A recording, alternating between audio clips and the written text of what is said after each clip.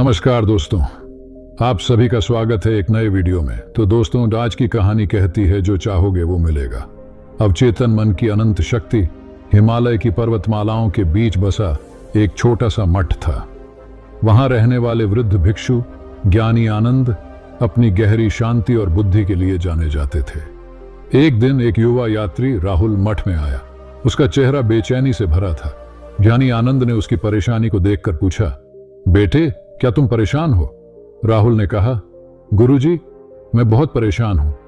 मैं एक साधारण किसान का बेटा हूं, लेकिन मेरा सपना महान योद्धा बनने का है। लेकिन किस्मत मेरे साथ नहीं है। मेरे पास प्रशिक्षण के लिए पैसे नहीं है, न ही कोई गुरु जो मुझे मार्गदर्शन दे सके। ज्ञानी आनंद ने मुस्कुराकर कहा, बेटे, तुम्हारी इच्छा बहुत महान है और सपने वो नहीं होते जो आसानी से मिल जाए।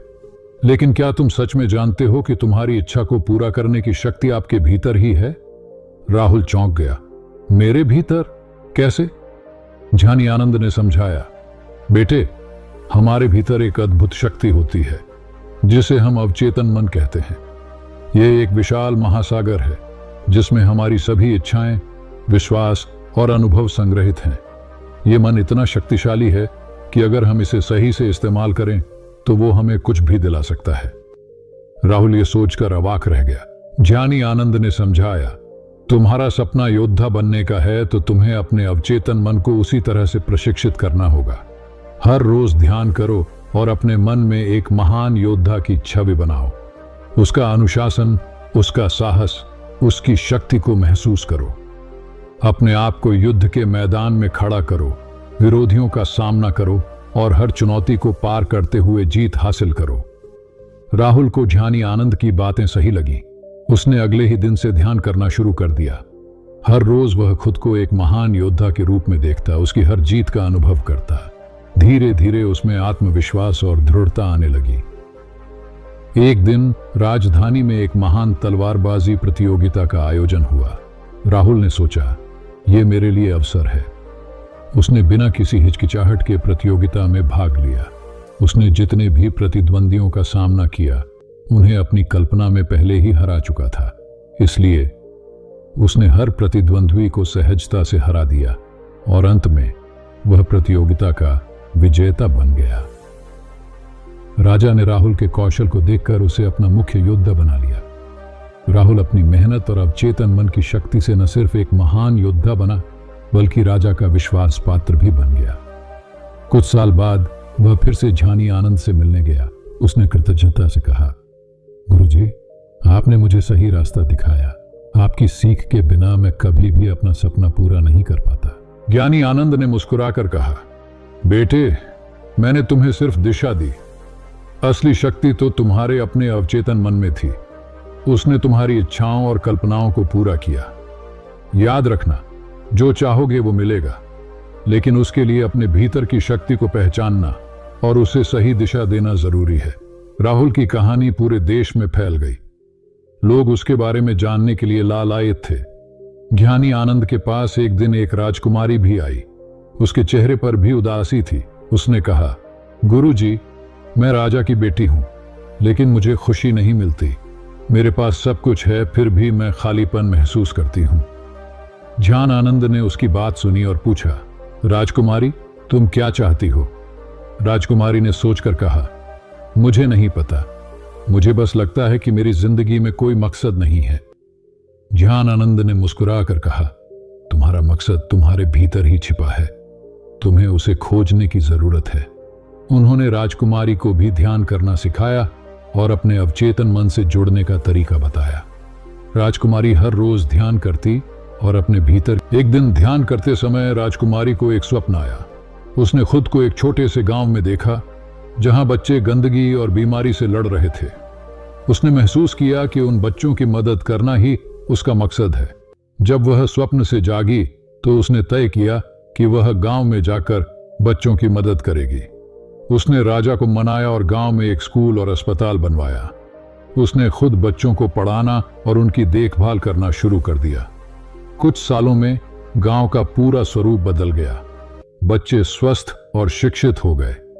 राजकुमारी खुद को खुश और संतुष्ट महसूस कर रही थी। वह फिर से ज्ञानी आनंद से मिलने गई और कहा, गुरुजी, आपने मेरी जिंदगी बदल दी। मैंने अपने भीतर छिपे मकसद को खोज लिया और उसे पूरा करके मुझे सच्ची खुशी मिली। ज्ञान आनंद ने कहा, राजकुमारी, यह तुम्हारी ही शक्ति थी जिसने तुम्हें सही रास्ते पर दिया। तुमने अपने अवचेतन मन की आवाज सुनी और उसका पालन किया। याद रखना, सच्ची खुशी हमेशा हमारे भीतर ही होती है। राहुल और राजकुमारी की कहानियां पूरे देश में फैल गईं। लोग इन कहानियों से प्रेरित होकर अपने अवचेतन मन की शक्ति का इस्तेमाल करने लगे। देश में सुख, शांति और समृद्धि का नया दौर शुरू हुआ।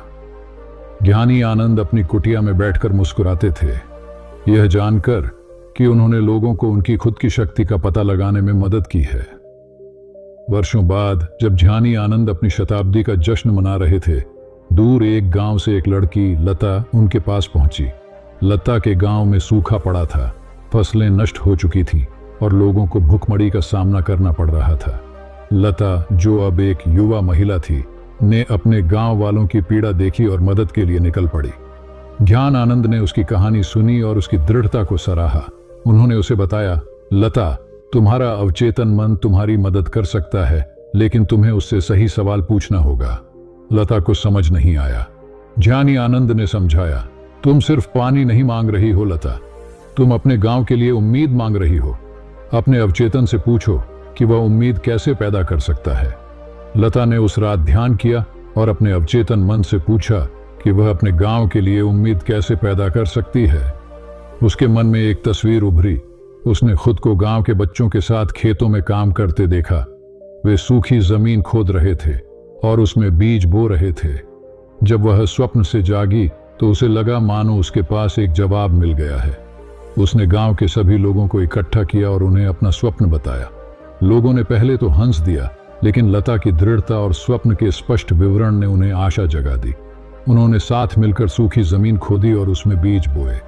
वे हर रोज खेतों की देखभाल करते और सूर्यदेव से बारिश की प्रार्थना करते। उनकी मेहनत रंग लाई। कुछ ही समय बाद सूखी जमीन से हरी पत्तियां निकलने लगीं। बारिश न होने के बावजूद उनकी फसलें लहलहाने लगीं। खेतों में हरे रंग का फैलाव देखकर गांव वालों में खुशी की लहर दौड़ गई। इस चमत्कार की खबर पूरे राज्य में फैल गई। लोग लता के गांव की ओर आने लगे और उनके तरीके को अपनाया। धीरे धीरे सूखे से प्रभावित पूरा क्षेत्र हरियाली से भर गया। लता एक बार फिर ज्ञानी आनंद से मिलने गई। इस बार उसके चेहरे पर खुशी चमक रही थी। उसने कहा, गुरुजी, आपने मुझे सही रास्ता दिखाया। मैंने अपने अवचेतन मन से पूछा और उसने मेरी मदद की। ज्ञान आनंद ने मुस्कुराकर कहा, लता, तुमने न सिर्फ अपने गांव को बचाया बल्कि पूरे क्षेत्र को उम्मीद दी। यह तुम्हारी ही हिम्मत और विश्वास था जिसने तुम्हारा अवचेतन मन जगाया। याद रखना, हमारी हर समस्या का समाधान हमारे भीतर ही होता है, हमें बस उसे खोजने की जरूरत है। लता की कहानी पूरे देश में फैल गई। लोग अब और भी अधिक उत्साह से अपने अवचेतन मन की शक्ति का इस्तेमाल करने लगे। देश में शांति, समृद्धि और खुशी का नया दौर शुरू हुआ। ज्ञानी आनंद अपनी यात्रा पूरी कर स्वर्गलोक सिद्धार गए, लेकिन उनकी सीख पीढ़ी दर पीढ़ी चलती रही। वह सीख जो यह बताती है कि जो चाहोगे वो मिलेगा, लेकिन उसके लिए अपने भीतर की शक्ति को पहचानना और उसका सही दिशा देना जरूरी है। यह कहानी अवचेतन मन की शक्ति के बारे में है। कहानी बताती है कि हमारे भीतर ही वो सब मौजूद है जो हम चाहते हैं। हमें बस अपने अवचेतन मन से जुड़ना होगा और उसकी शक्ति का सही तरीके से इस्तेमाल करना सीखना होगा। तभी हम अपने सपनों को पूरा कर सकते हैं और सच्ची खुशी पा सकते हैं। दोस्तों, हम उम्मीद करते हैं कि आप इस वीडियो से कुछ मूल्यवान सीख मिली होगी। अगर आपको वीडियो पसंद आया हो तो उसे लाइक करें और हमारे चैनल को सब्सक्राइब करें।